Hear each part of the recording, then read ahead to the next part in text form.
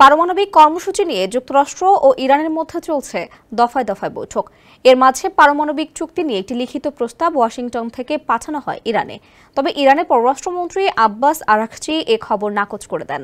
তিনি বলেন, তারা এমন কিছুই পাননি। গেল 16 মে ইরানের পরমাণু কর্মসূচি নিয়ে তুরস্কে বৈঠকে বসেছিল ইউরোপীয় দেশগুলো।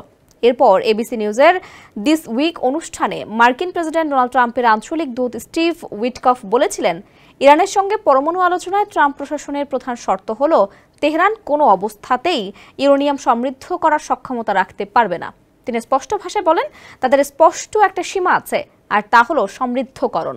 তারা ইরানকে 1% সমৃদ্ধকরণের ক্ষমতাও রাখতে দেবে না।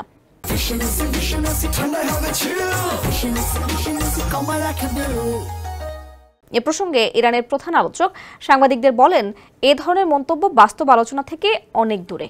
আরাকচি আরও বলেন, যদি তারা পারমাণবিক অস্ত্র তৈরি করা হচ্ছে না এ বিষয়ে নিশ্চয়তা চায়, তাহলে আমরা সহযোগিতা করতে প্রস্তুত। তবে যদি যুক্তরাষ্ট্র অবাস্তব কিছু চায়, তবে তা পূরণ করা সম্ভব নয়। তিনি জানান, ইরান তাদের পারমাণবিক অস্ত্র তৈরিতে আগ্রহী নয়, এমনকি তারা প্রমাণ দেখাতেও প্রস্তুত।